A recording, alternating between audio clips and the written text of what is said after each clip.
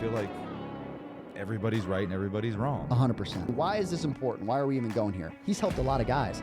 He's also not had success with a lot of guys. Come in with a purpose, and they're very intentional with what they do and how they do it.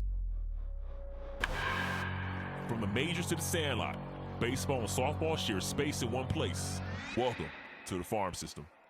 People liking to move a certain way because this is the type of athlete that they are, and then training them to just do that more versus training them to move a way that we view or a lot of people would view is more beneficial to get results rather than just how they like to move. We've had a lot of high school kids in particular. Hey, this is the type of athlete you are, so why train to do anything different? Why do this, right? And so, like, for example, hey, you like to spin, so let's just double down on that. Let's just make you better at spinning, right? And then, okay, cool, sure, you like to spin, but can we train you to spin less because that's going to get you better results in game? A production in game production, rather than, okay, sure, maybe you can hit some balls harder in the cage if you just spin a little bit harder. But when, you're mixing speeds, locations, the game's 9-on-1, you have to hit it in between two foul lines. Like, does that really get more production? And so that topic kind of come up, and we've been talking about it quite a bit. So, I mean, I think there's some foundational things that are really important along with it. Like, so you have things like, you have perspectives like motor preference. You also got, looking at like Greg Rose and those guys have been talking about this for years about like, asking a player to do something that they physically can't do within the moment and how frustrating that could be as a coach. Absolutely. Like, okay, you get all these things. So like, I want to, break into those, how those things are also different comparatively to people's perceptions of what that stuff actually means. And then also on top of that as well. And also too, like, first off, me and Greg Rose, like, good friends. I disagree with him on stuff. Me and Matt Swope, great, good friends. Me and him disagree on stuff. Me and Greg Rose agree on a lot of things, right? Like, me and Matt Swope agree on a large portion of things, right? And also too, along with that, right, if we're all in the same cage working with the same hitter and like we're seeing the results along with it, like both those guys are also big learners, and also just the lifelong learners. But also I was going to say this as well, like, this isn't like Matt Swope's thing, right? Like, there's, he's got a whole bunch of guys like behind him that are like skill acquisition, biomechanists that also know, again, guys have backgrounds in anatomy and like that's their lives too. So it's not, one person's thing or another. Same thing with Greg, like he's had a lot of people pour into him. But I think the big thing that is there's a big difference, right? Because look, here's the thing.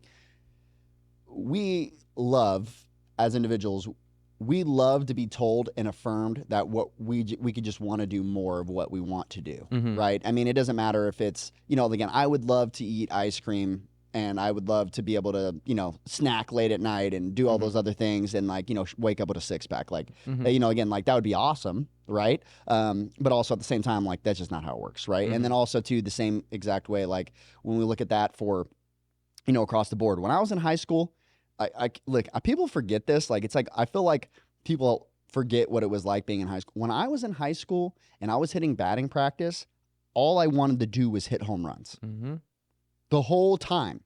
If I could spin and hit home runs the whole time, I would do it. Like, I would love to do that, right? I needed a coach, right? Shout out to Coach Norris, right? Shout out to my boy, right? I needed a coach to tell me, hey, dude, you're 125 pounds, right?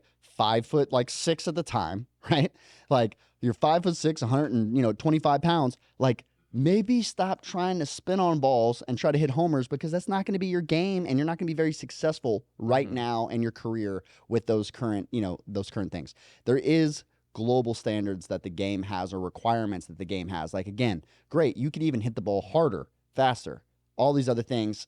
Bat speeds are higher, all these things. But again, you're hitting ground balls, right? You're popping up more, even though it makes you move faster, even though that, again, like you process things faster, just because, again, all of those things. Or even too, I would love to tell you, right? Like, we talked about this, me and Greg have talked about this, and like we've kind of gone back in some different ways. What Greg is saying is like, okay, let's say we're in a session, right? And a coach is sitting there cueing a player to do something within their hip, right? And let's say they're just purely just a typical hitting coach that doesn't do any prep work, that doesn't do any tissue work, that doesn't understand biomechanics, that doesn't understand kinesiology, that doesn't understand skill acquisition, that doesn't understand all these things. Just a coach that literally is just like, look, I played when I played, and now I'm coaching. And again, along with that, I'm trying to get this player to do this move. Okay. What Greg is saying is like, if their body physically can't pick up, like say, we're in the weight room. They physically can't pick up 400 pounds right now. They can't deadlift 400 pounds. He's saying you're not going to be able to cue them into picking up 400 pounds right now because their tissue and their, again, CNS and all those other things, they're not trained to be able to do that. So you're going to get really frustrated as a coach, and the player's going to get really frustrated because you have a skill coach that is trying to give you something that your body physically can't do. Okay, whole nother thing. Now, Greg is what me and Greg Goss talked about, and obviously he's a big, member of not only their assessments that they take, but there's ways of fixing those deficiencies. We can train the body and get stronger, faster, more, flexible, more mobile, more, all these things. Like we can train certain fascial slings, and try to isolate them a little bit more or target them a little bit more. We can do things like, again, like the tissue doesn't have free will. I know sometimes it can feel like, man, my hip's always going to be like this. Man, my back's always going to hurt. Man, this is always going to happen. Man, I'm always going to have this problem in my swing, right? But it's like, they can be fixed. Like the body doesn't have free will. Like the tissue, if you stretch it, it's going to get longer, right? If you contract it all the time, it's going to get shorter. Like it's like, again, like the tissue is going to it's going to respond to the demand that you're placing upon the body. Now there's obviously at a spectrum of like how far that can actually go based on a lot of genetic factors, and like also, the type of training you're doing and how good the coaching is, and like all of those things, right? Like all go together. But again, also moving that into like movement preference stuff, right? Yes. Like, and I think there's a big difference. The same thing. I think me and Swope are well aligned with the thought of guys not spinning off the ball. Now, some guys need to rotate more than other guys, for sure, right? Like some guys are going to have more T-spine, more laxity in their body. They're going to have more range of motion in their pelvis. They're going to have more of these other things where they're going to have bigger moves. They're like, for example, it's always been known, like some guys are going to be like more, and it sounds bad now because he's not the greatest. Let's pick somebody else. Let's say like Mookie Betts instead. I usually say Josh Donaldson, but he's not playing great. So like, let's say Mookie Betts, right? Some guys have more laxity across their body, right? And also too, they're going to need more stretch, counter rotation, all these other things, because they have, from a tissue standpoint, they're much more, or connective tissue standpoint, they're much more, there's more slack in the slings. Great. But then you also have guys like Trout, guys like Bregman, guys like, I'm trying to think of a whole bunch of tight guys off the top of my head, right? Goldsmith, like, like all these guys, right, that are really tight, that are not going to be able to do moves like Mookie Betts. And if they try to do moves like Mookie Betts, or even too, like, like even Freddie Freeman, for example, like they talked about that the other day, like Freddie Freeman and Mookie were sitting next to each other, and it's like, how much you guys talk about hitting? And then they're like, well, they actually kind of more talk about global topics of like what the guy's throwing and approaches and all these other things, because they hit very different. One's a lefty, one's a righty, one's really tight, one's really loose, one's really athletic, one's not so athletic. One's, like they have different ways of how they actually go about hitting. One's really vertical, right? Other one tends to be, like Mookie's a little bit of both, but like, again, more than often it's like, Freddie on the same side of that, right, is more like, a lot of people classify him as like uppercutty, or however you want to, swings up, or whatever you guys want to classify him as. Again, some different movements and capabilities and things that they're able to do, along with that, right? So I think that that's a interesting play, and I think that that's like a good foundation from there, is just like understanding those things, as well as just like from a foundation. It's like it almost might feel like it's like when I'm gonna of course use a Bible reference. It's almost like we're reading the Bible and you're like, I feel like these contradict each other, and like they're actually more aligned. You just like don't know enough, all right? Or again, you're hearing bits and pieces from like a conversation, and you think that things like necessarily aren't aligning. But there is some things within those moments where I've disagreed strongly with, something that like a snippet that, Greg Rose might put out, or, movement preference, or, like Swope or one of those guys might have put out as well. And there's, but there's a lot more alignment than not. Yeah. And I think going to one of the points you said is like the evaluation process and the testing of the athletes is super important. Because I mean, we do the same thing. We put them on a force plate. Yeah. We have them hit on a force plate, and then we collect their ground forces, and we look at it. And I mean, I know you've done this a couple of times, and I do this as well with some of the hitters. It's like, hey, like you came in for an eval on Friday. you play this weekend. We understand how all this information can sound to a hitter. Yep. Because it can be a lot of information, a lot of the ground force data. Hey, this weekend, and then, everybody wants something right now, right? It's like, well, okay, like we play tomorrow though. What are you going to do? It's like, okay, well, I'm looking at the force play data. It's like, well, you're better off to get up on the plate and just try to pull something, like let it eat. Like you're spinning, like you're creating a lot of torque in one way. Like you're just better off that to be your approach. But also in the macro, understand like you're in 8th grade, you're going to get ready to go play high school ball next year. That approach isn't going to work against, Gorman. They're just going to keep throwing sliders to you, low and away, and you're not going to hit it with that approach, right? Yeah. And or you could do that approach on a middle inside, fastball at 85, but you're not doing that against 92. Agreed, right? And then you got to, what are their goals? What does that align with? Like, hey, I want to go play D1. Okay, well, like you're going to get away with this in high school, but you're not going to get away with that if you're going to go play at a D1, right? So like we're going to train you to get better and like fix some of those compensations that you have, so that you can try to compete at that level in the future, right? Rather than just, okay, this is the athlete that you are. We're just going to let you be the athlete that you are. And, hopefully they throw it inside and they make a mistake, right? And so that part too is like, the eval process is super, super important. And then understanding too is like, when it comes to training, and we say this all the time, is like, it's a journey, right? There's a micro, right? We got game this weekend. And this is what our approach, this is what our game plan is this weekend or this month or whatever, because this is how you're moving.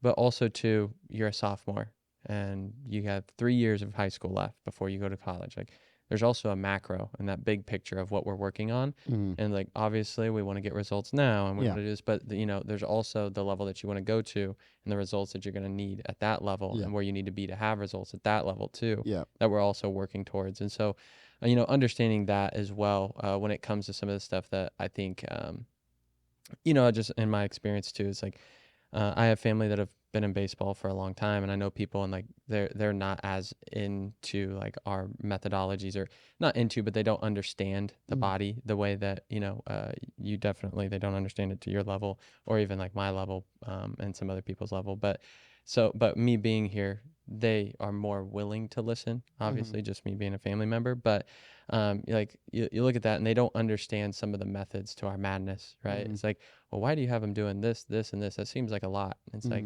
there could be a lot to grasp, but when you look at, the body as a system and you look at the macro as well as the micro, all that stuff starts to make a lot more sense. But again, that's a long process to get to that point where you're like, I mean, even to this point, that happened the other day and then this is where people have to understand. I've been in a cage with you probably as much, if not more than anybody the last couple of years, I would say. Definitely the last couple of years, I've been here and then shadowing you and then training with you and then trained while you've observed me and stuff. And so if there's anyone that's like currently that's been around you more, and then there's still moments where you'll do something and I'll be like, yeah, wouldn't have done that. Didn't understand that. Like, why'd you do that? Right. And then there's sometimes too where you're like, oh, like, why'd you give him that cue? Right. It worked, but why'd you give that cue? Right. And we're with each other more than anybody else is, with me or with you or with Nicole. Right. And so again, it's going to happen where if you post something or someone sees something on social media that they're not going to understand, I see you on a daily basis and watch you train all of them and hear the conversations you have with all of them. And I still sometimes I'm like, because your experience and, your past of working with hitters and all the information that you've accumulated and the journey that you've had as a coach, like it's different than mine. And there's going to be, even though we're pretty well aligned, I would say, with a lot of our ideologies, like there's some ways that you'll go about fixing that problem that I'm just like, whoa, like I wouldn't have thought of that, or whatever. And so again, it's going to happen on social media where people are, there's going to be a misinterpretation of what we're teaching because they don't have context, right? And again, like a thing along with that, like I was actually just talking to a pretty good strength coach the other day, and we're talking about that, like from, if you have an S&C lens, when you see us doing a whole bunch of staggered stance stuff and you see us doing a whole bunch of things where like one of the legs is working behind the body, or it's firing towards the front of the body, or one of those things. From an S&C lens, like a lot of strength coaches will connect with it a lot more because they understand like what we're doing from a body and a tissue standpoint, and like what we're training the body to be able to do from a fascial system, like all of these things that come into it, right? But if you're just a random coach that's just been going by, because you got to think about this too. If somebody randomly came and watched you coach, like anybody, doesn't matter who you are, like what level you're at coaching, you have some level of expertise within it, right? Some random, Joe Schmo off the street, if he comes in and watches you train a hitter, they're going to be like, well, why did you do that drill or whatever, right? And they just see the results of it, or they see, a thing, and they're like, oh, like, again, they have a method to their madness or whatever, they're going along with it. It's just understanding that, right? That there's like, we like to do this thing too, where there's always this perspective of like, it's like, I was saying this other day, it's like, you got to get past the point of like defending your hill. Like you're not defending your hill. Like what I know today doesn't define me. I don't care about what I even know. The whole point is like the same thing with it is like, that doesn't define me like as a person, or it's like, I don't care about like all the information. I bet you again, 10 years from now, there's a whole bunch of stuff that I'm doing today that I won't be doing then, or I'll find a better way, or it's not even that necessarily that it's a bad thing. It's just like, I found a more efficient way of getting to the same spot. So instead I go a different route, or I have a different way of skill acquisition that I'm like, I'm going to use this combo instead to get there. Right. And so like, that's also a very different thing. And also too, like my brain just processes information quick. So like I can move on, collect data, see how people are moving in shapes and things that are being created. And then I'll move on and I understand it from a different level or from a different lens. And I start doing something different with that type of mover or what's going on. But I think the big thing of just like kind of going back with that as well is like, let's say like one of the things I brought up to Greg Rose and those guys like, but as a coach, I'm constantly asking my player to do something that they can't do currently. Like that, I'm always pushing them, like psychologically, I'm always pushing them to a different spot than where they currently are right now. Like you guys as staff, I'm always asking you to do something that is going to challenge you and make you go somewhere different than where you currently are right now, right? I'm doing the same thing with myself, right? Okay, now you take into that like from a tissue standpoint. If you're doing mobility work, you're asking your tissue to do something that it doesn't want to do, that it naturally wouldn't go into those ranges. And again, like along with it, I'm trying to isolate that and create that adaptation, for it to happen. That's going to be a thing that I'm always asking. So a lot of our things too, like when we're training connective tissue, which is a lot of the things that we're doing inside the cage. That's why I always say on the same side of that, like if you don't understand reciprocal movement, if you don't understand, fascial slings, if you don't like our stuff is going to look wild, right? Because again, it's so contrary, to like a lot of just basic, understandings of the body, right? And again, along with that, like most people don't even know, basic S&C, let alone, fascial stuff is all like, cutting edge in the last like 10 years or so. There's stuff reporting back where it went mainstream like in the last like 10 years or so. And I guess I wouldn't even, I don't know, mainstream in what communities, but the whole point is like along with it, like I did talk to a S&C guy last year that was like, all that fascia stuff is just another way to make money. I'm like, all right, boy. But the other, I think pieces with that is like, that's what my argument's been. It's like, yes. And I get where, Greg is talking about from, like, cause there's a lot of coaches out there that are literally just skill coaches and they don't understand. They're trying to get this guy to do this move with their hip and they can't do it. And he's getting frustrated with the player. And it's like, well, you don't listen, or like they start coming up with every excuse in the book of like why that adaptation is not happening. And Greg is making the point that it's like, dude, like his body tissue wise literally can't do that. But we're asking them to do those things, but we're also knowing where the edge, we know that they struggle with that, or they have a restriction in this way, or they have these X, Y, and Z, but we're doing this drill specifically. And you've heard me constantly tell these players all the time. It's like, hey, like, I know you're going to suck at this today. Like that's why I'm asking you to do it. And every day you're going to get a little bit better. It's just like mobility. The first day, you're not going to be great at doing a lot of these drills. You're not going to be great at doing a lot of this, mobility work. But over time, it's going to get a lot better. So we're doing a lot of those things. And then also, too, you got CNS adaptations. You got connective tissue adaptations. You got structural differences, right? Which is going into some of those motor preferences stuff, too. I think that the motor preference stuff is a good, like, especially for the market that is like generally unaware of anything to do with the body, and they don't have a lens really to look at the body from an anatomy standpoint and some basic structure. It's just like on base U, like adding structure into the game and like actually looking, not structure into the game, adding human structure like an anatomy like into the game, I think is a positive for people to start understanding the body and the different movement types. The problem is along with that, it's like we've been doing that for a long time. Right. And people just are just now starting to learn. It's like the, what's the effect called? Or the Kruger effect, where like you think you know a lot and your competence and confidence. Or I don't know the name of the model, Yeah, but yeah. I know all yes. this. So it's like again in the very beginning, it's like the graph goes like this. It's like it's the competence is across the bottom, and then confidence is on the up, the y-axis, I guess you would say.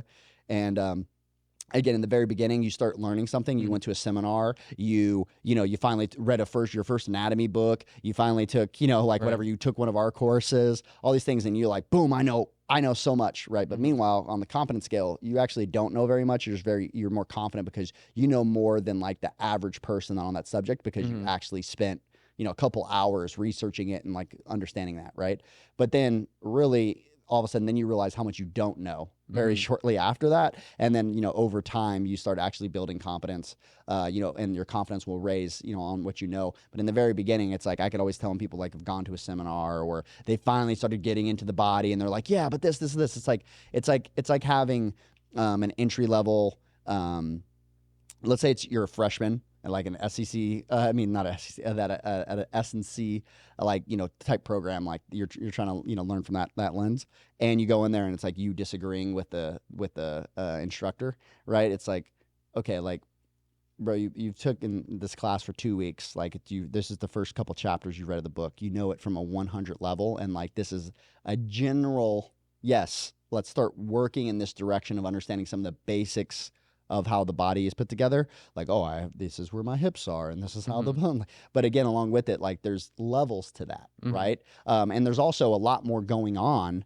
than just that one lens that you're seeing things from. And the longer that you're inside of things, you realize how complex the body actually is. I've used this a couple times, but I think it fits well here, is the understanding, like, a couple years ago when I went to a seminar, again, with again, if I handed you a broken like Swiss watch and I was like, hey, like, has all, the ones that have all the hands and, dials and all the things, it's like, hey, this thing's broken. Like, can you try to fix this?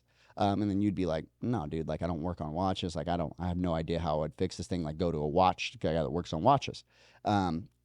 So we look at that and we go like, oh yeah, it's just way too complex. Like, I'm not even going to try to take it apart and put it back together. Right.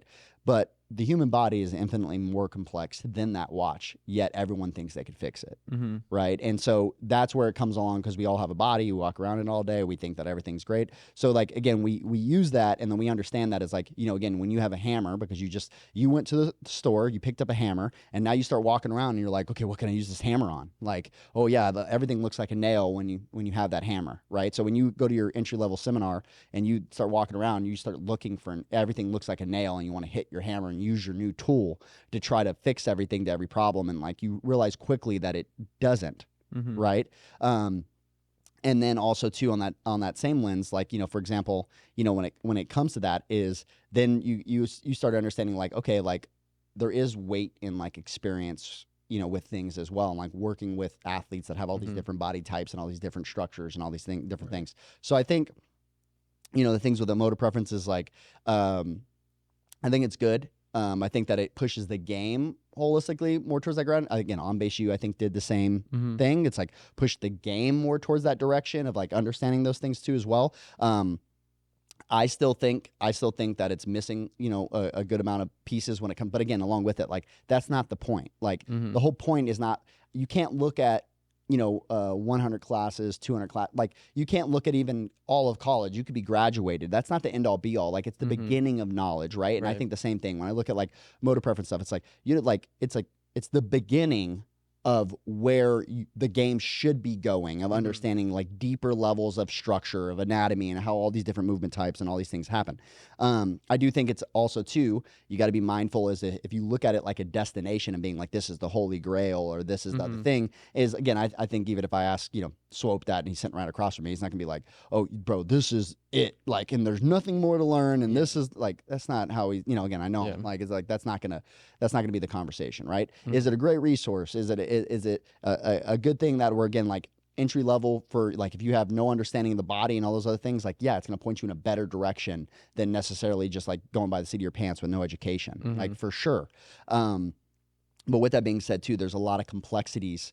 There's a lot of complexities that are really deep, not only based on the body, because that's its own realm, but then you have the game itself, right? And then all the things like, look, I mean, like we talked about, like, it would be amazing, right, for me to be, 6'5" and be able to dunk and like do all these other things, right? If my body was like, that way. But right, there's a reason why there's very few, even in like the history of the game, even the last, I don't know how long ago basketball you think, but like there's not many players underneath 6 foot, right? Like, now don't get me wrong with that. Has there been some phenomenal ones? Like, absolutely, right? Like, sure, great, right? But there's some constraints of the game that, again, along with it, like genetic factors that are like are big differences. And again, the same thing with it. Like, sumo wrestlers like have a really low likelihood of being a jockey. Like, their bodies are very different. Now, again, also a jockey has a really low likelihood of being a sumo wrestler. Like, okay, great, you have those things. Well, when we start to understand that, like, human structure is really important when it comes as a base of like what I spend my time on, and like what's going to be the biggest bang for my buck at this point. And then you also have at this point in my life, is it better, again, along with it, like you have speed windows and like the athleticism windows when you're younger that you can like really hammer on like doing some of those things as well, which is super important. And then, you got, there's infinite levels of complexity of like, connective tissue. Again, is this a structural issue where it's like, it doesn't matter how much we work on this connective tissue wise, like this is never going to get better just because of how, the hips are, or an injury that they had, or, again, their CNS system, or again, like, how the brain processes information, like, just there's layers on layers on layers on that side for sure. Yeah, and to go on that, like the genetic side, absolutely, but also too, I think I can't remember who I was having this conversation with, is like me and you, similar height, but way different type of athletes. Like, I bet when you trained, you probably, and people have listened before, like you could lift weight, bilaterally, strong as heck. Yeah. Right. Blah, blah, blah, blah, blah. Right. Well, I'm not that way. I was the opposite. Like, I could, do a split stance with the best of them, but you bilaterally throw some weight on a bar and tell me to squat it. Like, for whatever reason, like, at that time, I was like, oh, maybe I'm just not meant to do this. Right. But I start to learn more. It's like, you start to understand structure and like genetically how I'm built, but also too, I benefited from working on those bilateral lifts and getting them a little stronger. Correct. Once I got to a point, I'm like, bro, I'm single leg RDL in 70s. Yeah. And I can't deadlift 300 pounds. That's a problem. Right. And then you're over here deadlifting 500 pounds, but single leg deadlifting 40s. Yeah. That's a problem. I was below that. It was like 20. So, yeah. But again, that's a problem. And so if, like, for example, for me to just think, okay, well, I'm never going to work on that because this is just the type of athlete I am. Like, I saw huge jumps as an athlete, and I see this as a coach too. It's like some of our athletes that aren't as agile, quick, fascially driven, like working that direction benefits them tons. Are they great at it? Do they love it at first? Just because you're a big heavy set guy that plays first base doesn't mean you shouldn't do athletic stuff. Yeah, 100%. Like, it's just like 100%. Like, well, my body would prefer you literally to just be heavy and move a bunch of weight, and it's like great, but in the game a bit, like you can't be a DH at 12. Like, I mean, I guess you could, but like again, along with it, if you want to go a long ways in the game, like there's some general levels that you need to meet. Now, again, it's like that battle of, okay, what general needs do I like have, like need to be, to like, I got to be able to do the general level of skill, and there's things that I'm going to be insanely good at, right? Like tools, like for example, right? If you look at that, right? Like, okay, there's a general level of skill, and then you have tools that are like plus, right? Like for me, again, for when I played, right, I had like 1+ tools, like my arm, like I had a really good, arm, right? And I could throw. So it was just like having that, like, okay, that's a plus tool compared to the, a lot of other people, like that was a plus tool that I had. But again, along with that, right? It's just like you're saying, is there's a lot of preferences that my body has that are not good for it, right? If I keep going down that route and I just like do whatever makes it happy in the moment, is again, looking at any other area of life, it's not, that's not good, right? Again, Yeah. biblically, like going with my flesh, right? Like, not good, right? Like going with my emotions, getting pushed around, or I'm angry right now, so I'm gonna, you know, I'm gonna yell at you, like all these other things. Like if I just give in to whatever my body wants all the time, it's like, you know, again, my body doesn't want to do a lot of water bag stuff. Like it's really like, and that's funny because everybody would think like, oh yeah, like all the water bag stuff. Yeah. It's like my body hates water bag stuff. Like it's super difficult. And also too, I'm gonna also put on there like water bag stuff is super difficult for anybody, but for certain, you know, again, certain body types like and connective tissue types and like, or not types, but more like how you're put together from a connective tissue standpoint, like that makes it really tough to do stuff like that. But again, like that would be major for me. It would have been major for me when I was playing.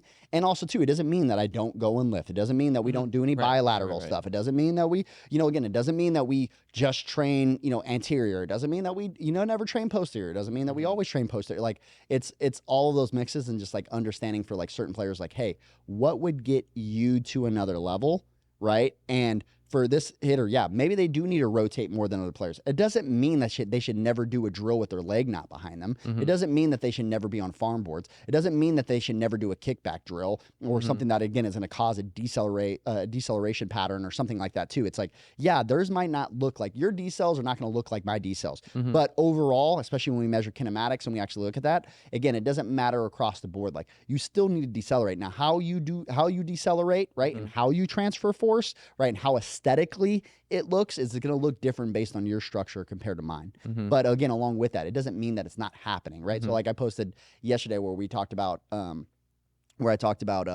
Harper, for example, right? It's like some people might look at him and go, oh yeah, you know, like he's so rotation, or even like, let's take the extreme of extremes. Let's say we go like Aaron Judge, right? You look at him and you're like, oh, okay, like, you know, they're snapping and you know, tilting the hips and all these other things. Like he is still decelling out of his mind when he hits balls, or decelling really hard. People, again, and you can go with your eyes and go, he's not decelling. It's like, bro, if literally he didn't decel, his bat would never leave his shoulder. Like that, you're not snapping it with your hands. Again, this is all very easy. Like I feel like I'm talking to the whole crowd right now. But my point is again, if we put K-Vest on and we put any type of, you know, again, in their systems, like I've seen his charts, like I've seen his kinematics.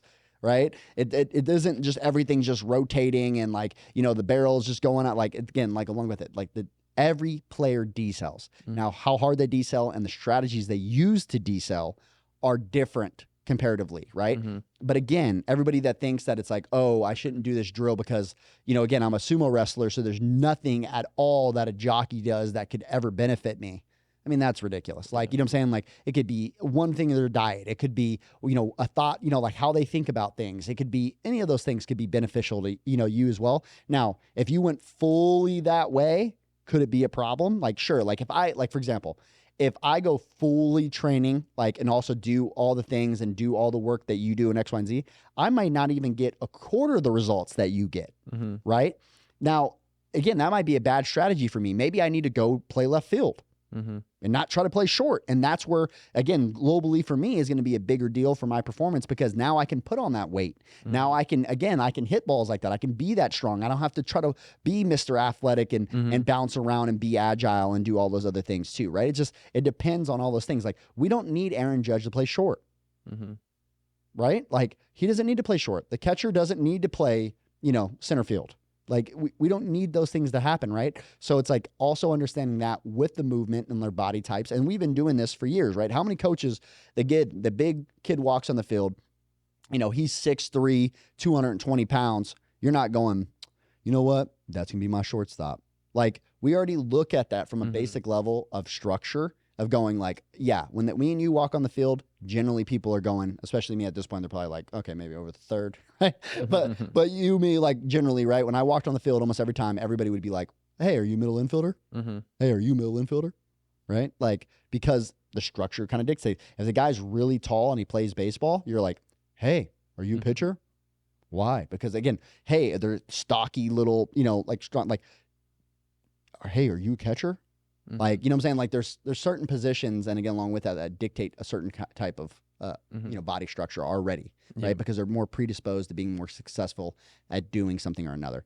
But again, it doesn't mean that the catcher shouldn't be doing agility stuff. Right. It doesn't mean that or for example, like Mookie Betts playing right field, it doesn't mean that he gets zero benefit out of playing shortstop pregame every single day. Yes, some of it could be psychological, but also too, he's getting a lot of agility going side to side, and he's getting again, like he's doing agility work. While in the outfield, he doesn't have to make cuts like that on an everyday basis, and he's not nowhere getting that as many reps, right? But it keeps him really athletic and probably helps him hitting wise, right? Because his ability to get in the ground and stop and decelerate and change direction and all those other things. So like again, it's like having those things together. It's like, understanding that too as well. It's like, okay, just because I'm going to be more successful doing this doesn't mean like, for example, it doesn't mean just because you're an athlete, it doesn't mean that you should do zero bodybuilding things. There's basic like a curl or something like that. That doesn't mean like an athlete just shouldn't do because, bodybuilders do that. Well, yeah, there's overlap. Like, and also too, there's things that, again, there's isometrics that could be huge for you at certain points in your development that are, like great as an athlete. We got to go more than isometrics, but there's a time and a place that we have to do those other things and train that. So I think that that's also, a big piece there is just like having that, keeping that in reference in mind. That's just like, yes, I'm more predisposed and I'm going to be great. Again, if I'm going to double down on my strengths, sure. But it doesn't mean you can just abandon the general skill sets that you need across the board. Or if you just raise that one little area just a little bit more, what that overall could do for your entire performance, could be huge for you too. Yeah. So with that kind of like brings up like another question, which I kind of know being around you is, in my opinion, I think a thing that allows you to see the things that you see the way that you do is because you challenge yourself to see things through different lenses. So, when I mean different lenses, like an S&C lens, a PT lens, a biomechanical lens, just a basic foundational understanding of, anatomy. Why don't you break that down though too? Like when you say lens, what does that mean? So each of those scopes of practice, in my opinion, and then to give my background, like I started off wanting to be a PT. So a lot of my stuff was pre-physical therapy and ended up going the S&C route, strength and conditioning. Or performance, however you want to, classify that, to graduate and seeing the difference in that sense of a lot of the PT stuff, once you get done with, gen eds, is very segment to segment, subanatomical, like, hey, there's this muscle in the quad, there's this muscle in the quad, there's this muscle in the quad, this is the insertion, this is the origin, the two attachment points, of that particular muscle. This is how it can affect your knee, this is how it can affect your hip, and we look at that little area, right? And so when we were in PT, doing stuff in PT, it was very, and then too, we still learn that foundational stuff in S&C, but then when you get to the higher level stuff, the PT was very into, this isn't necessarily everywhere, but my experience is the PT. I'll say it. There's a lot of bullshit bad PTs. There you go. There you go. but trying to be a politician over here. But no, like, let's tell the people, hey, there's a lot of bad PTs out there. Yeah. So like, for example, hey, I hurt my knee. Okay, we're gonna get your quad stronger. Yeah. Like that's typically what our PT would do. Yeah. Hey, I hurt my knee. Strength conditioning coach is like, okay, let's look at your core. Let's look at your hips. Let's look at your hammies. Let's look at your low back hurts must be your core. Yeah. Again, good ones will start to look a little bit more like, okay, globally, if that's what you want to call it. And then too, and I got into more like the higher level biomechanical stuff. Like, hey, it's like look at a joint below, a joint above, right? If you have problems, like let's look elsewhere too. Where is this stemming from? Yeah. Right. And so like you got those different lenses, and then also too, like let's just not. And let's not forget the psychological side of all of it. Yeah. With that is like, okay, how are you processing stuff? Are you someone that doesn't process pain as well? So if something's slightly uncomfortable, right? Oh, my knee hurts. I probably tore my ACL. Like, okay, well, how you respond to an exercise is going to be different than someone else that, handles pain a little bit differently. Yeah. And so like with that, there's that scope as well. And so, which I know you do a lot of looking into all these different scopes. Yeah. And so when I talk about that lens is, so for example, when I first started shadowing you, we do like a lot of staggered stuff, right? Is really early on, we do a lot of staggered. We would do a lot of stuff that's like on the farm boards was a really early on. Instantly I'm like, that makes sense to me, right? It's like, okay, they lack stability in their middle, Mm. right? Just from a general foundational, I'm taking it back to that standpoint. It's like it can Yeah. get way more complex. They lack stability through their pelvis and through their core. Like, we're going to make it unstable. Yeah. Teach them how to stabilize it because it's Correct. going to benefit them when it comes to, Yeah. kinematics and some sequencing and transfer of energy, stuff like that. And so I'm Yeah. like, okay, that makes sense.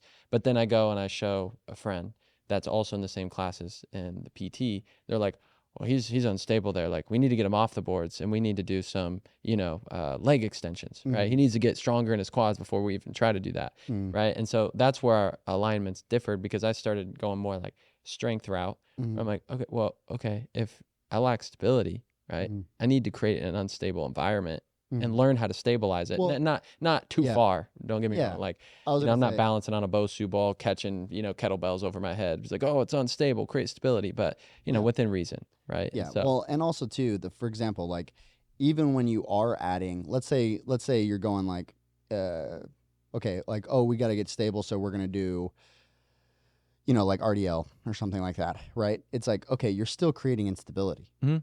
Like, okay, you're adding a weight. Yeah, Okay, it's an weight. external load Yep. that creates instability, Mhm. right? Like now, if you want to mix in skill with strength, right, where they're not in their own, like you're teaching the body to be more coordinated while it's also getting strength. That's what I mean by that too. Like we talked about that a little while ago, where I was talking about like I just found more efficient ways of doing it. Mhm. It's like, yes, we can do all this. Okay, we talk about this. The only reason I'm in the weight room doing everything I'm doing in the weight room is so I can be better on the field. Mhm. It's the only reason, right?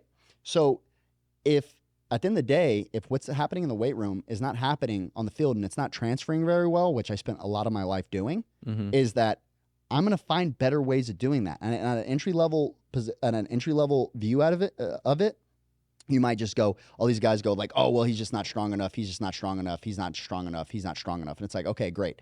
I heard that, right? Not only with my case, and I also too had to train so many athletes, all these other things, just like, oh, these, like you said, there's so many guys that have been cleared by the strength coach and says, oh, no, they are stable. How many guys, if we had come in and the PTs go, oh yeah, their hip's good, their knees good, their this is good, their core strength's awesome, the hip flexors aren't tight, or the blah, blah, blah, blah, or whatever it is, right? And then meanwhile, all of a sudden, like, they can't get into a certain position, and it's like, hey, like, you keep thinking about, like, it's like, oh, like, let's say it was like the hip flexor example. It's like, oh, his hip flexor, like, isn't tight. And I was like, yeah. Passively. Mhm. Actively, his brain is firing that hip flexor like crazy, and it's overactive, right? Like it's overactive when he goes to do anything powerful because, again, his adductor is, it's even weaker, right? Like the whole, like the hamstring is having some major issues on that front side, or like he lacks this is that. Like there's all of these other things that you can get into like deeper from that lens. And then also you got the global, like you could go a million different directions, right? Depends on the athlete. But my point is like, having with that is going like, okay, like the whole point is to get that to transfer. That's why water bags are so big. That's why, again, like we go so heavy down those routes. That's why also too, when we do things in the weight room with like VersaPulleys and all these things, it's like the body was not built to just play baseball. It has a lot of options. You can train it in a plethora of ways, right? And also too, along with it, right? Like there's a lot of things you can do in the weight room that would make your player worse. By far. People think they can just throw them in the weight room, the guy's immediately going to get better. And that's because at a lower level, when the guy hasn't been working out at all, some general strength is going to help anybody, right? But you keep going down those routes and you do that enough and you go so far down it where you become like, again, like you become like me, where I'm trying to be a champion in the weight room. Like, great, bro. Like, are you on the strength team or are you on the baseball team? Like, what are you on? Like, what are you really trying to do? Because you spend more time trying to be the strongest guy in the room than you are. I thought your job was the hit.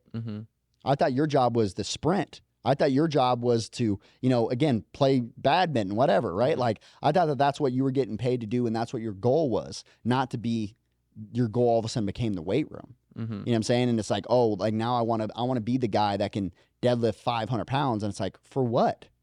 Like, and that's where that was me. Like, you know what I'm saying? It's just like, I had to have that conversation along with it. It's like, so what?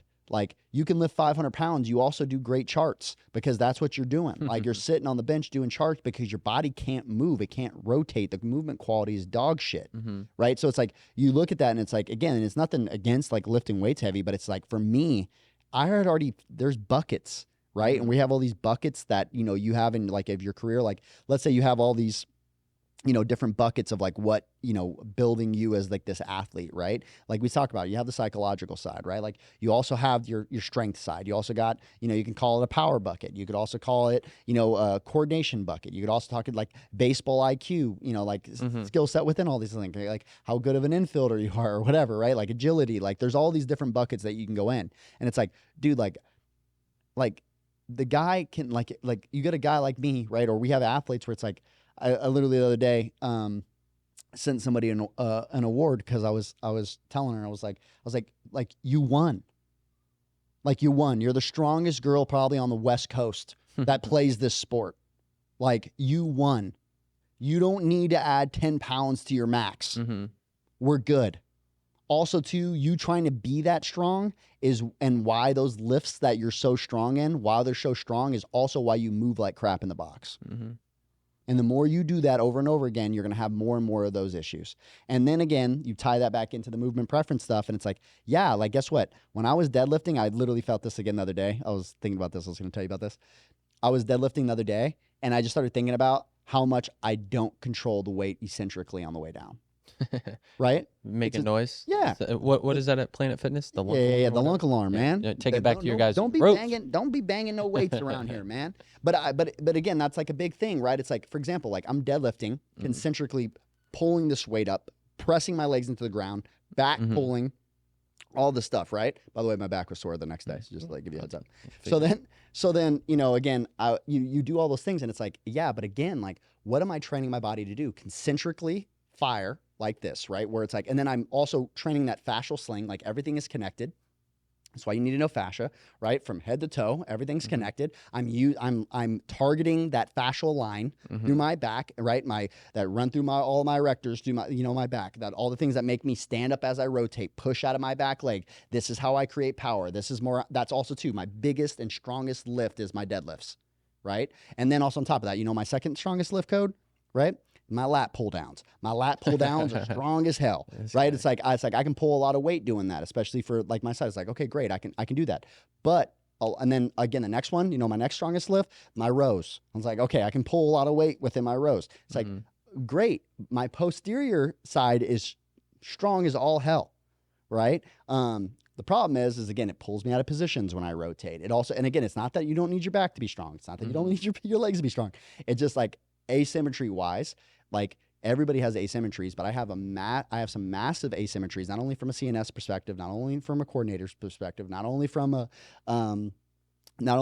a powers perspective, right?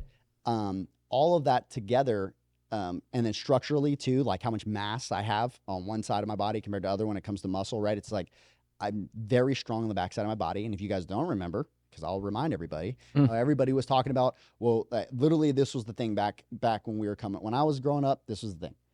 They would say like, stand against the wall. Okay, everything touching the wall is what you need for baseball. Okay, well, that's ridiculous because I need my entire body. So that's wrong. Okay? So you're old. I never did that one. Yeah. And then also too, no, this was also coming from pro coaches. So I'm gonna tell you, Classic. We're in the whole mix. Classic. And also too, strength guys inside pro ball. Wonderful. At the time. So just to give you a heads up, right? The interior side just didn't matter, I guess. And so, which is funny because, I'd probably argue more the opposite way, right? And so, okay, so then you go, okay, movement preference stuff. Let's say when you go into that movement preference and you go in, literally if you go binary, if you go like aerial and terrestrial guys like interior stuff, right? They're more prone to interior stuff. And aerial, they really like posterior stuff, right? So it helps them rotate, all these excellent things. They want to do these things. Okay, well, great. But here's the problem. Let's say I give into that. It sounds good from a base standpoint. Like, okay, well, they really like posterior. They want to use a lot of these muscles to rotate. They want to do X, Y, and Z. So let's double down on that. Let's get that really strong. Okay, well, I did that, right?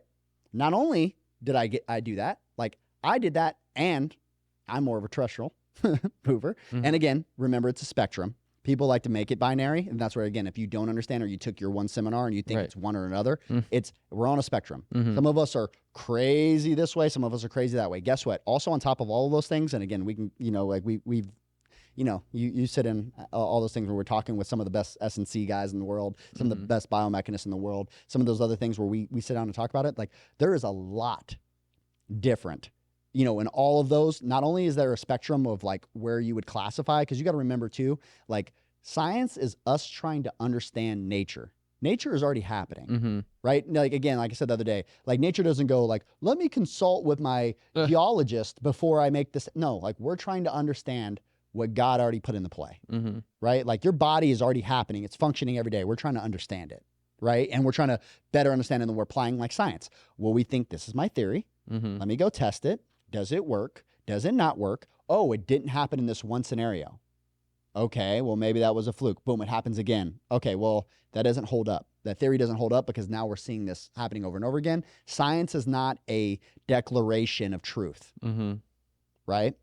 It's a theory that is what we're going with until something proves it wrong, right? And then we update that belief system, right? And so people like to go, it's science, it's physics, until it's wrong.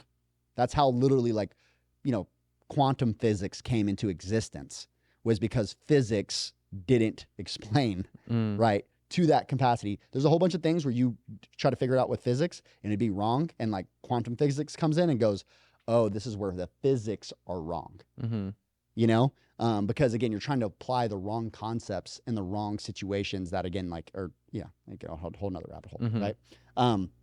But I think the biggest parts of understanding there as well is, right, is like also because like let's say it's Muay Thai, for example. Okay, if you want to go do Muay Thai, your anterior side better be strong as hell. Like it's a requirement of the movements of the sport. Like you have to be strong on your anterior side. Like that's why all of them are so, like we talked about, why they're all rounded in, why they're again like movement play. Like why are also so many baseball players all rounded in? Because anterior strength is a very important thing. But then what did we do? We saw everybody rounded in. Oh, don't bench. Oh, stop training your front side. You're already so rounded in, because everybody's looking at it from a S&C and a PT side and go, we want to get you back open, back up. So let's do all these things posteriorly. And then we enlarge the front side of the body. And again, not so much anymore. But, I remember Cressy coming out and like hammering about anterior strength at one point, and I'm like, yes, like, but just having that perspective of understanding that, again, like a lot of times, and this is what, people didn't understand at the time, right? Like, let's say your shoulders are rounded in, right? And you're going like, oh, I want to do all these things on the backside. Well, also too, that connective tissue is getting really tight and all those other things because you're so weak on your front side. So you need to be strengthening while you're lengthening. And that's a whole, like there's all these things we can get into, right? Don't get too deep now. Yeah. So on a surface level, it sounded good to go, oh, we're tight here. Right. Well, let's release this normal PT. Let's scrape. Let's do needles. Let's do all this other thing. Let's, do all these mobility exercises. But then we're going to really strengthen the backside of the shoulder. And we're going to really strengthen the back. And that's the thought process going on. And again, it's not all wrong, right? There's pieces in that's true. But again, along with that, you go too far down that route, then all of a sudden we're never doing anything on the front side of our body because everything wants to rotate inward, right? Like everything's starting to come this way, right? So especially like throwers and, obviously that stuff. So I think that it's a bigger piece of like understanding that is like as well, is having that connection and keeping that aligned of just being like, all right, look, again, how I train is really important. Also, yes, knowing the structure and the movement, the body types and the things that we have. Like, yes, we've been keeping those things in mind since the beginning of time, just in our own ways, and now it's more scientific. But also, too, there's much more layers deeper in understanding things on a spectrum, right? And then also, too, understanding everything that's at play. You also, again, like we talked about, like even in motor preference, they look at this as like, not only just like dominant eye, but also too, like, I think they call it like motor eye, right? Where it's like, when you're doing certain activities, like what eye you use dominantly to like perceive and like, like it processes information quicker, like X, Y, and Z. All these things that goes into there. And again, like they go and check their stuff out, right? Of doing that, right? But you have all of that. And then you also have on the other side of that too, of just being like, okay, again, if you just let my body do what it wants and feels like doing all the time, well, typically your body literally is designed to be as efficient as possible and do as little as possible. Mm-hmm. It wants to spend as little energy as possible because it's trying to survive, right? And it's not worried about you being overweight. Mm-hmm. It doesn't care, like in that way, right? Like it doesn't care. Like it's trying to keep you surviving. You can be 10 pounds overweight, 20 pounds overweight, and you're going to live. Like we're good. You get what I'm saying? Like it's okay. The body is more concerned with you not having food. Like you know, again, like going from like all of these things from the past, it's trying to do everything as efficient as possible. Like, yo, just sit here and chill. Mm-hmm. Right. And then we have to fight that on the opposite end of that, right? Of, hey, like, again, I don't want to do water bag stuff, but it's like, it's really good for my body to do Mhm. water bag stuff. Like, I don't want to do like hard workouts, you know, a lot of the times, but like, that's good. And also too, taking that side up, one more step I'll take there too as well, is I got to the other side of that where I just started doing stuff because it sucked. Also too, sometimes your body doesn't want to do stuff because it shouldn't be doing it. Mm-hmm. You know, Yeah, right. I also don't want to do heroin. So, Yeah. you know, there's that. You get what I'm saying? But my point is like on the other side of that is just like keeping that in mind as well, is that a lot of times like the things that we don't want to do are the things that we should be doing. And then also too, like as well, when you get onto the other side, is just because it's hard doesn't mean, you know, because you can trick your brain on the other side of that as just being like, well, I have to work out and I have to do these things. And it's like, don't work so hard. Like there's nothing worse than working hard against yourself. Mm-hmm. You're working really hard. You're making all these sacrifices. You're doing all this extra work and it's making you worse. Mm-hmm. Like there's nothing worse. Like that's, Yeah, and then that's where the other lenses come into play, though, is again, you start to understand, like, okay, yeah, I suck at it, or I don't want to do it. It sucks. But understanding different lenses, too, it's like from a PT lens and understanding that lens is like, okay, maybe there actually is a problem here, and I'm going to hurt myself if I keep doing this rather than just being like, oh, it sucks. I'm going to try to overcome, you know, psychologically. I'm going to get over it. I'm going to get over it. I just got to work through something hard. It's like, there's some truth to that. There's also some truth to like, yeah, like there's some serious problems here. Like we should probably isolate this thing and like get it stronger, Yeah. you know, in an isolated way rather than just trying to push through it globally. Right. And then also too, like going back to that is like doubling down. Like we've had conversations with some really good biomechanists, some really good strength coaches, some really good skill coaches that again, maybe they don't know anatomy or they don't know biomechanics, they don't know strength, but they've also got hitters to hit. Mhm. Right. And so too, but with that, a blend of all of them is super, super important. Like I said, to start to see things the way that we were just talking about it is like understanding what's too much, what's not enough, you know, how much to push, when to push. Mm. And then again, too, are we perfect all the time? No, but starting to better understand and try to better understand that on a daily basis and practice that, understanding those different lenses too. Like again, like you could, said this before, and like we go in, it's like you could go grab that biomechanist, look at all the data, and be like, that's pretty good. But if you put him in that cage with you and tell him to teach a hitter how to hit, could he teach him how to hit? Mhm. Maybe, Yeah. but also maybe not, right? And same thing with the strength coach. Maybe not, right? Same thing with the skill coach. Maybe. Cody's No. too nice. 99% no. Yeah, They would most be dog- likely not. They'd be dog shit. Yeah. Yeah. And Right. I've seen it And- in action. Yeah, and so like with that too is understanding all of those different sciences, and not when I say understanding, trying to better understand them on a daily basis. We'll probably never completely understand it until we go meet the man upstairs, and then he'll tell us, and we'll be like, Mm. "Whoa!" It's like never would have thought of that, Mhm. you know. But again, you know, trying to better understand all of those sciences on a daily basis and understand like when to practice them, and you know who needs what, when, Well, you know, you're- what connects with them. I see it kind of coming more like, I see it kind of like you becoming more aware and having a higher wisdom of like nature, right? And what I mean by that is like in nature, we break it into all the sciences, right? All these different lenses. Mm-hmm. But in reality, nature doesn't know sciences and it doesn't know all of these different, you know, Mhm. all these different we sci- break it doesn't down for know- our you know, understanding. yeah, exactly, Yeah. right? So I feel like what I'm trying to do is understand nature Mm. globally, right? Just doing that with the body and looking at its own ecosystem, right? You have all these different systems that are in play, and there's guys that are specialists in this and specialists in that, and we need all those specialists. Like, you know what I'm saying? We need someone to run really hard down that route with the CNS system and because there's plenty of things CNS wise that we still don't understand. Yeah. Like we literally have electricity running through our body that's cueing all the things that are Mhm. happening in your brain and all the things like that muscle and like why your foot's moving and all Mhm. like all of that is happening literally through like basically wires that are running through your body, right?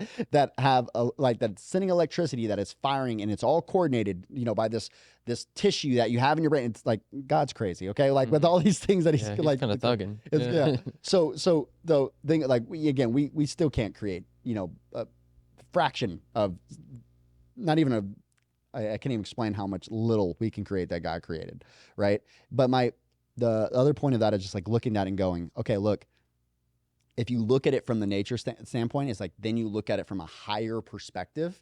And when you look at it from a higher perspective and you don't get stuck in one of those lenses where you're only seeing it and you have tunnel vision inside of like looking at it from like a skill acquisition side, or, like, okay, what are ways that we can teach him to do this? Okay, well, you know what you're missing? He structurally can't do that.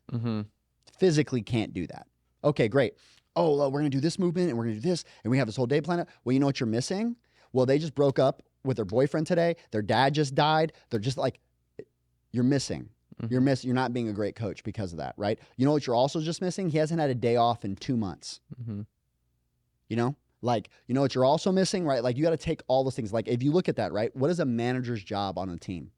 To be the global perspective guy, right? You got your hitting coach. You got your assistant hitting coaches. You got your pitching coaches. You got your strength coaches. You got all these other things. You got all your players, right? You got to pick who goes in the game at what time and why, and look at all these other things and make decisions based on the whole thing, right? And that's what I'm thinking is like the same thing as when you look at that is like, I'm trying to see things from a higher perspective, right? And I'm always trying to remove myself and go from a higher perspective. The lenses are great. And there's a moment where you can even sit down and go, okay, well, and you can call on the specialist, or you can call on that lens, the biomechanist, but like, hey, like, what do you see? Hey, man, what do you see? Hey, man, what do you see? But also at the same time, you got to they're all right and they're all wrong, right? All the lenses are right and all the lenses are wrong. And you got to take that information and put the best pieces and understand what you have to do and when, right? And that's where the experience comes from. And that's the difference also too, where I would say knowledge and wisdom, right? It's like, all of these things. And it's not that you're wrong about your analysis. You're wrong about doing it right now.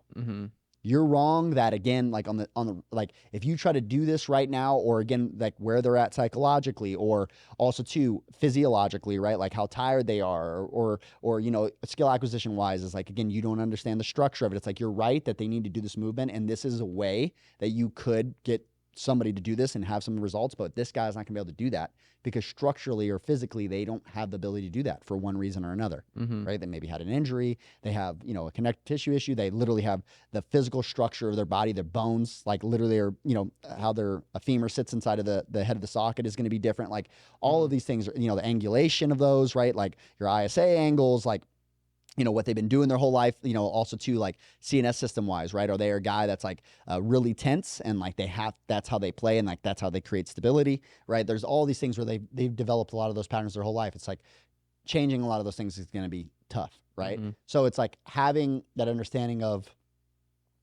there's a time and a place where instead of trying to change all that, I just open their back foot a little bit, close their back foot a little bit, right? There's times where we tell guys to get more separation and times where we tell people to get less separation. There's times where we do a lot stuff that are very rhythmic and athletic, and there's a lot of things that are very stagnant, right? There's times where we're doing a bunch of staggered stance stuff, and there's times where we're doing a bunch of, 2 legs on the ground, really wide, strong base, nothing but stability down below. Don't even rotate your lower half, and we're cueing that. And then we're telling other guys like, hey, I feel like you're hitting this ball with your back hip. Like it's just like there's all that in between. There's guys we're doing 2-hand finishes with. There's players that have 1-hand finish. There's guys that have hands above their head. Then when they start, there's guys that start with their hands at their hip. There's guys that are, like, again, we do all the different things. Now, is there going to be modalities that work between all of them that, like, for example, like there's some staples, right, that we can do with a lot of athletes that can be really beneficial, right? And so, like, I think the same side of that, like, training players reciprocally, I don't care what movement type they are, and like building crossbody strength and all those other things. It's like, I think it's going to be beneficial for anybody across the board. Again, if we're doing, single leg, toss a med ball, it's like, if we're doing it in the weight room, nobody would say shit. But then all of a sudden, we're in the cage and all of a sudden everybody's like, yeah, but this guy's movement type and he can't do that and you're teaching him to be, he doesn't need any crossbody strength and blah, blah, blah. It's like, okay, bro. Like, it's just like, you go down all those other routes. It's just like, not understanding like with it is like, you're looking at it through a lens Mm-hmm. that you're only seeing what you want the swing in your head to look like, Yeah. and not understanding all the anatomy, connective tissue, all the other things that might be happening that are going to lead them to that point. Mm-hmm. Yeah, and just like with that, and I know you've said this before, you're looking at it from a visual standpoint. This is what it looks like, and then you get all angry or butthurt about it because it doesn't look the way that you think that it should look based on this picture in your head. Yeah. But you're not understanding the other sciences that are at play here. Like, Correct. okay, what are the forces being created? Right. We're blending like a skill acquisition while we're also trying to, get stronger cross body and make the tissue adapt, right? Yeah. And it was funny because I sent this to you I went and watched the Padres and Cardinals play, and I was like watching all of them warm up. I'm like, bro, all of them are like anteriorly tilted. All of them. It's crazy. But also on the flip side, I'd be naive to think that none of them are working on trying to get their hips back underneath them a little bit, or maybe a cue there, maybe a cue for them is to try to tuck their hips underneath them, but they're just so anteriorly tilted that cues what they need to feel. But then too, understanding like just because that's the way it looks doesn't mean that's what they're trying to do. A lot of times they're actually trying to do The opposite. probably opposite, Yeah. the complete opposite of what they're actually doing, which is a good cue for them to kind of meet in the middle, if that's what you want to call it. Literally a perfect example that I wanted to add some depth to that is like for example, let's say you take I'm spacing on his name right now. What's his name that was on the Dodgers, went to the Cubs, and the lefty Bellinger. right? So you take Belly, right? If you take Belly, like his hips are really tilted like that, right?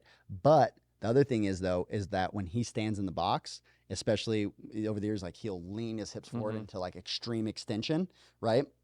And he'll kind of lean backwards, like Cano used to do that too. And then as they go to swing, they fall back into a hinge as they go into their landing, and that really helps them as well, right? And like, so you could look at those things and go, man, he's really trying to do this, or it could be the opposite of what he's really trying to do. Or again, you would have no idea.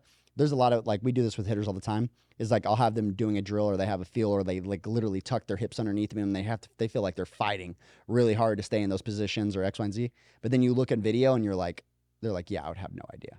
Like if you're watching that film, you would have no clue like what they're actually trying to do and what they're actually trying to focus on. That's why when people like fall in love with video, it's like, that's why video isn't the end all be all. Because yes, it's good because you're trying to create similar shapes or things, that they're doing too. But again, structures are different. Connective tissue is different. How much force they're actually creating and putting into the ground, putting into the bat, all those other things, like the kinematics matter. It's not just aesthetics, right? Aesthetics also too is data, right? It's understanding like the shapes that are being created. Like, yes, you can learn a lot from that too, but like how it's being created and what's going on like underneath the body. Because if you just watch it and then you try to create it, that's why a lot of times too, people look and they go, see, look, like they're the same. And it's like, no, they're not. I'm sorry. I'll say this for the 50th time. I'm sorry, bro. You and freaking Barry Bonds are not the same mover, bro.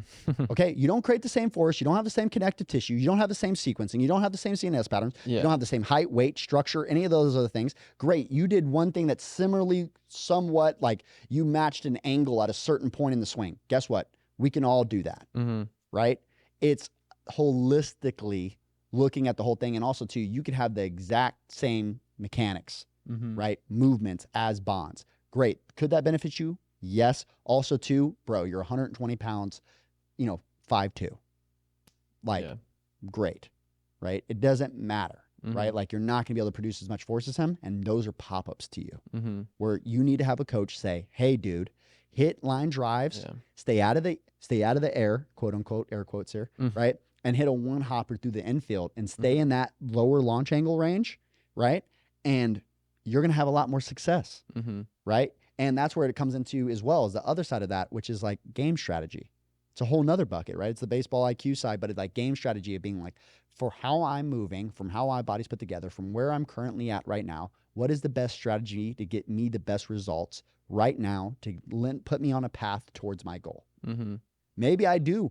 Great. If I did this other thing, I would hit 500, but I'm just slapping singles and I'm fast. And my goal is not to play at this, LSU or something like that. It's like, yeah, we're probably gonna have to change that. Even though your average is probably gonna come down a little bit, but your power numbers we can jump up dramatically, because you're not just slapping ground balls and hoping the defense bobbles the ball and you beat it out to first base because you run a freaking 6'3", right? Yeah. Like, great. You know, it's all of those things of understanding like that as well, of like, okay, what is my approach to training? And like the fact that there is so much to talk about and there's so many different avenues that you go, like, I kind of think of it like it's like you got to go through like fire, like you got to go you got to go through these things. It's like what makes it so difficult, in that there isn't a book. Like I told some this other day, right? It's like someone doesn't come with a manual, right? And they're like, if you just do this, and this, you're going to be an amazing player, right? Like the journey and your individual journey, like that is the reward. That is the fun part. That's what makes it so fun when you are 4 for 4 today with 3 jacks or whatever, right? Or I never did that, by the way. But like, like you when you have those type of experiences, that's what makes them so rewarding, because it is so damn difficult to be good. Yeah. Right. And it's even insanely difficult to be great. Yeah. Right. It's just again, a lot of it, especially too, when there's things that are stacked against you, so many things, and so many of those buckets have to go your way, and so many life events and all these things like have to go your way. Right. That it's just, yeah. And greatness is greatness for a reason. Yeah. And like you were saying, okay, so one of the biggest things I see all the little guys do it is they love to look at big leaguers, and they love to try to mimic Mookie's swing, Trout's swing. Yeah. My favorite one was we had a righty that loves Ohtani. It was like, I'm trying to mimic Ohtani's swing. I'm like, first of all, like you're hitting on a different side of the plate. The angles are completely different. 2, also, like you just don't create type of force he does. Like that dude's a superhuman. Like he's a beast. He's also not a little guy. Yeah, he's very, Like, very large. Like he's not a tall little guy. and he's strong as heck, right? It's like, I don't know if y'all seen his biceps, but my man cooking, right? It's like, and you look at it, it's like, you got to be careful too with some of that. It's like, you give them these visuals of these big leaguers, like, oh, just do it like that. Just do it like that. Like, one, they're not trying to do that in some instances, or even a lot of them. Also, too, on top of all that, like, you're just not creating that type of force. Like, you could try to hit like Mike Trout. That's great. Yeah. But there's just stuff that you don't do that he does, that if you tried to mimic his swing, you don't create that force. So good luck. Like you can try to swing like that, and you're just going to keep hitting grounders to the pitcher or to the shortstop. Like you just don't create that force. You can't get to the same positions he gets to, etc. That doesn't mean don't train your body to be more like that in a sense sometimes, right? For sure. Or try to mimic a part of his swing. Like, maybe his hand It's setup. not going to be identical. Yeah. And right? if you're trying to be identical, again, along with it, it's like, great. Again, it doesn't mean you're going to have the results that he has, right? Like, again, and even those guys, like a lot of times, again, guys are trying to mimic movements that they're trying not to do, right? 100%. Or when they're bad, right? Or again, along with that, you have no idea what he's thinking. You don't know ideas of stacks of thoughts, right? This thought led to this, that led to this, that led to this. And then now I can feel all 5 of those. Now it all makes sense. Yeah, because all of a sudden now it's, in skill acquisition, they call it chunking, right? In skill acquisition, they call it chunking. And so you chunk information together, and it becomes, that's why like experts have a hard time explaining how they got to where they got, because their brain auto processes all of those things, because they chunk all that information together. And then instead of your brain having to go thought to thought to thought to thought, it goes from like A to Z, like really fast. But then when you're trying to explain yourself, then you have to go A, B, C, D, and like walk all the way through. But that's why we know that, right? So it's like, so that's the other thing as well, right? It's like they can also process information quicker. Or, for example, I could also give you something to do, right? A drill or whatever. And when you do it, your power numbers are lower, your bat speeds are lower, your, all the things like their ground forces are lower, right? So you look at that drill and today you would say, oh, well, that's worse for you. You just got worse. Well, okay, we'll come back and check in 4 months. I know that I was slower when I moved that way, but then I coordinated it. Then my brain figured it out. Like when I teach you a new way of doing math and a different strategy of getting to this answer, in the beginning it's going to be slower, right? But at some point it's going to be second nature. You're just going to boom, and then that's your new way of doing it, and now you're fast, right? Like, so that's another thing as well. It's like, well, I move faster when I do this. Great. But the problem is, again, you're only seeing it from one lens. How fast can I move today? How much power could I produce today? Right? Like you were talking about in the beginning, like we have a game today. And then also too, sometimes I need to move slower and you'll have better results today. right? Like if you were more stable, if your bat path was way better because you weren't spinning out of your ass trying to create as much bat speed as you could, again, you actually might be able to get a couple hits today, dude, rather than top spinning 4 balls to the shortstop and going, oh yeah, but my exit velocity PR today, man. It's like, bro, you're 0 for 4. Yeah. Great. Awesome. Mm-hmm. Right. And again, also too, you might be a guy like that, right? It's like, yo, again, go back and check the guy in 4 months. At the end of the day, if that, if you training that way, it brought you to these other results and that worked for you and that's what you bought into and then great, like good for you, bro. You know what I'm saying? But again, it doesn't mean that it's going to work for everybody. And also too, there could be actually 4 other things that are actually the reason that you got better. But again, that's why Science Week, we try to eliminate variables, right? It could have also been that you just gained 40 pounds in the last, 2 months and, whatever. And you went through a growth spurt and you did all these other things. And it's like, you get, and you got more athletic and whatever, you're on steroids, who knows, whatever. Yeah. It's just, there's so many things that could go into like what. Yeah, no. And I think too, like that pretty much sums up like we have experiences in here and it's just, all of these kids now that come in here, like they're just so inquisitive, like they have social media, they see all this information. And so it's always good to have these conversations. And then, there's always conversations that come up, that I have out there, like, we have and stuff that, I just think is good for everybody to hear us talk about. And that's just one of them that you hear a lot of is like all these kids are being, so categorized and grouped anymore, which I understand too. It's like easier organizationally for a team to be like, oh, you're a power guy, you're a speed guy, you're a power guy in the weight room, you're a strength guy, this is what your program's going to be. This is your hitting group. This is we're going to classify you. And then they come in and like they ask questions, they're inquisitive, right? And so then they come in, they ask like, hey, my coach told me, I need to do this more because blah, blah, blah, blah, blah. It's like, well, yeah, like we know you did this. Like we've been talking about, like you like to do this and you did this when you came in. That's why you're asking for help because you did do this more and you were struggling. But as we've got away from this, not completely, but less and less, and you're not pushing as hard. You're not spinning as hard, whatever it is, right? Your performance has gone up, right? It's like you came in because you were spinning harder 6 months ago, And so we just have these conversations. Literally, like you said too, like that happens so much where like people will go like, okay, so the let's say it's a new coach, you just got on a new team, right? And you show up and the kid's pushing, right? Like they see the lower half pushing and then they see him doing like, kickback drill or he's on the farm board or whatever. And then they immediately go, oh, well, that's why he's pushing. Meanwhile, they don't have the data from you where you're going like, actually, this is what he looked like 4 months ago. Right? Like he's way better now. And we actually started doing those drills because they help him not push.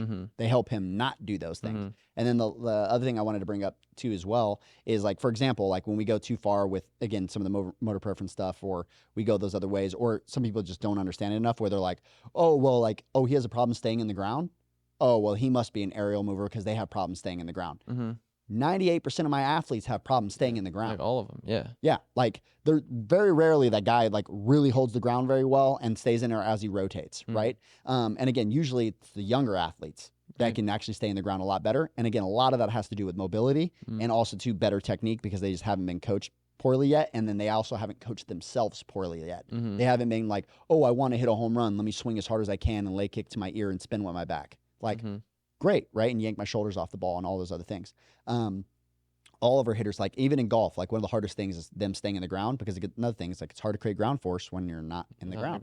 Right? So the earlier you come out the ground, all those things. Now, again, along with that, there also is a big difference where people miss this as well. Just because the foot is in the ground for a short period of time doesn't mean it didn't create a lot of force while it was in the ground. Right. You don't need to stay in the ground the whole time to create a lot of, like they can get a lot of power in one, like it's called impulse, right? Like how much force can I create and into the ground, right? Or transfer force in a very short period of time, right? So it's like, you also have that as well, where you have guys that it's like, again, they might have a bent front leg or they might have a straight front leg. Like for example, everybody, I talk about this all the time with like, Rizzo, right? It's like Rizzo hits with a bent front leg and stays in flexion the whole time, right? So they thought that he didn't create a lot of force with his front leg. He creates a massive amount of force with his front leg. And again, that's actually, that helps him stay in the ground when he rotates, right?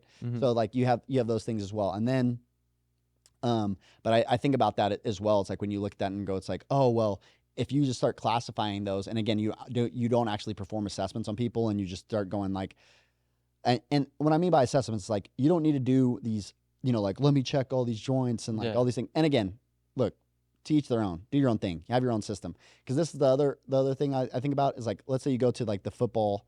Let's say you go to the football standpoint. Every offensive coordinator, defensive coordinator, like they have a system, right? They have a system that they're into, and then that's why when like a player leaves, they're like, oh, well, that system that they were in at on the Patriots, right, was more fit for that type of player, right? Well, this is the other thing too. It's like certain systems are better than other systems, right? And yeah, along with it, like maybe you don't fit that system very well, but also too, that system wins, right? So yeah, you better be a guy that can, again, like again, don't know football deep enough. I need to tap on Jarrell, like phone a friend. But like my thing of like, maybe again, like because your inability to like check off safeties or whatever the hell like your issue is, right? That like you can't quarterback from the pocket, right? You're a guy that likes to scramble. And this system is not built for that. Well, you're not going to do great over here, but you might do great in this other offense, on the other side for another team. But also, too, there's certain systems like overall, right, with the, when you put these types of players together and you put the X, Y, and Z, that you're going to be really successful. And then just understanding like where the game is. Like, guess what? Like, again, like we are in a situation where the defense plays a certain way, or like before there were shifts, and now there is, there's still basically shifts now. Everybody says no shifts. The guy's standing 1 foot to the right. It's just like, so like you have you do all these things, or like the pitcher, the guy's throwing 98 with a slider, or this guy, for example, this lefty in this matchup in X, Y, and Z, like that philosophy is going to work really well against these type of opponents, right? But it's going to work really bad against these other type of opponents, right? So then understanding like those systems as a whole, and then everybody has their own approach as a coach, and everybody wants to sit here and argue, oh, well, this is better than this and this. But again, like I think the other big thing is like I try to remind myself all the time is like not taking that stuff personal too, of like from the lens of, when I say not personalizing it, is like that in sports, we love to argue about sports and philosophy and what we think and all these things. Because guess what? There isn't any real answer other than results, what's working right now based on, again, like truism will be shown in its results, right? It's like having that same thing is like understanding like that, as well as just being like, look, like everybody has an approach, everybody has a system, everybody has a coaching philosophy. We're always upgrading that. We're always upgrading the software. We're always upgrading those other things. The longer you get stuck in one system and one software, and then also too, how many people think that they know the Patriots system? Yeah. You're not going in there and running it like Belichick. You're like, you know what I'm saying? Like, how many people think they know the Chiefs system, right? And it's just like, okay, you're not going to go in there and like, be freaking Mahomes, right? It's just like, you got to understand, you got to understand, like, that again, along with it, like also too, a lot of systems work because of who's running it. Yeah. Right. And like, that's where I think is also a big piece too, as well, is like people want to take, let's say someone tries to take like what we do or all these other things and they try to go and do it. It's like, yeah. But also a large way of like how we train players, the reason it works is because we're running the system. Like that's why it works. Yeah. It wouldn't work for a billion other people because you don't have our lenses. You don't have our experience. You don't see the body, all the things that we do and the intricacies and the details and all the stuff. Right. Just like someone thinks like, yeah, but I've been a Patriots fan, my whole life. And I studied blah, blah, blah. It's like, yeah, bro. Again, there's a reason the team isn't paying you to be, to coach the team. Right. Like at the end of the day, pieces of it. You think this or that or whatever. But like on the end of the day, like the reason it works and the reason the people get the results that they do is because of all that information. And then, well, I mean, different. I know a little off topic a little bit from that sense, but just going in that, it's like, that was the case. Think about the coaches, if you even follow football. Like the guy down in Miami, the Dolphins guy, like he went down there and he started bringing in guys that were fast. He didn't go get just a bunch of big guys, slow guys, like pocket passer that, or an option. Like he got guys that he knew his system and what he was about to do and what he thought that he could run at a high level. His philosophy, and then brought in the guys, right? Or you use Dion kicked out 80 kids essentially, right? And brought in a bunch of guys because he knew what he was trying to build, that culture, this half in, half out, isn't for, like, it wasn't what he was trying to run, right? And then and then that's where then he gets to then flourish in his position. Is like, I don't know if you saw recently, is kind of empowering, just bringing it up, is like their best player got hurt a couple weeks back, gets, he calls basically, is yo, coach, I'm playing this week against USC.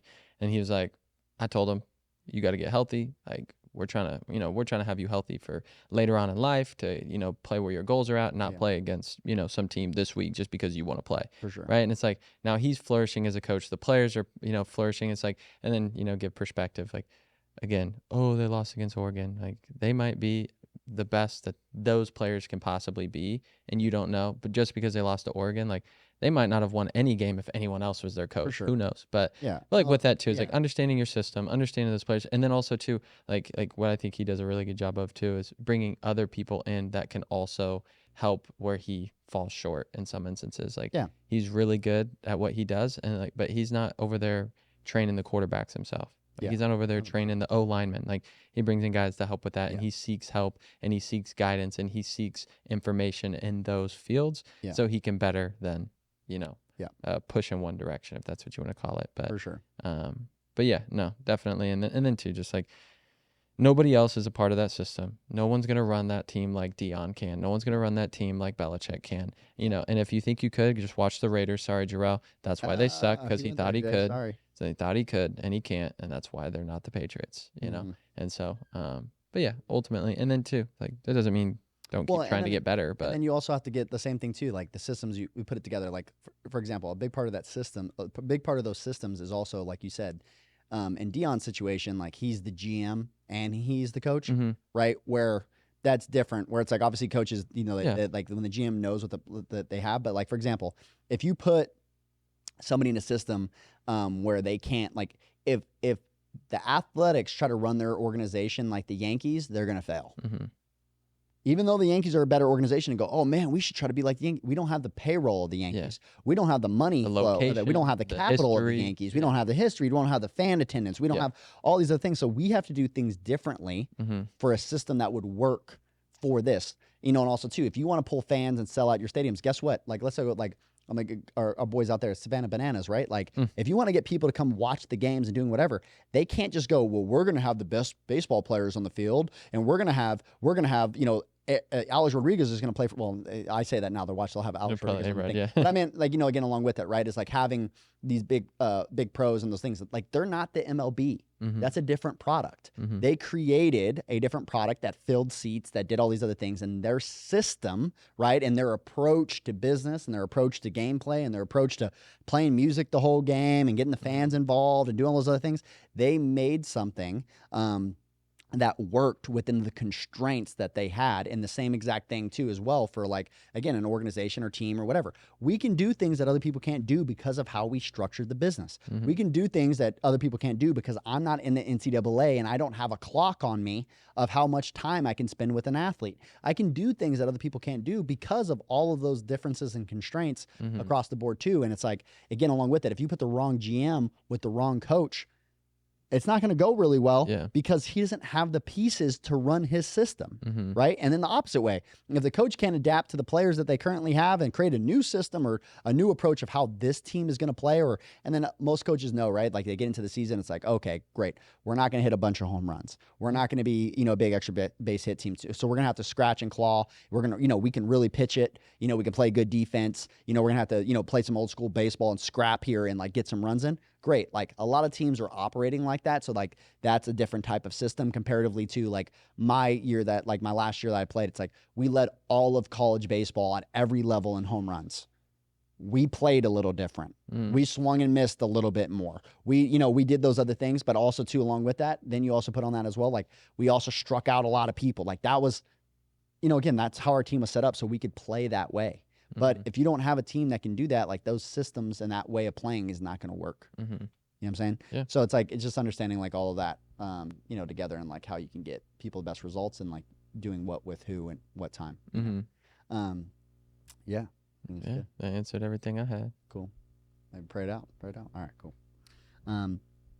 Dear Father, thank you so much for just being with us here, God. And we just ask that you continue to open our eyes just to different perspectives, God. And just, God, we're still trying to understand your creation. We're still trying to understand how you moved and all the things and intricacies and the ways that you continue to move in our lives and our hearts and the world around us. And we just ask for your eyes and your vision, God, so that we can see the world like you do. We know that even when we get a glimpse of your perspective, God, it fills us and drives us forward. and gives us hope and direction in our lives. And we just ask that you continue to do that. And we ask all these things in Jesus' mighty name. Amen. Amen. Amen. Well, until next time, Farm System out.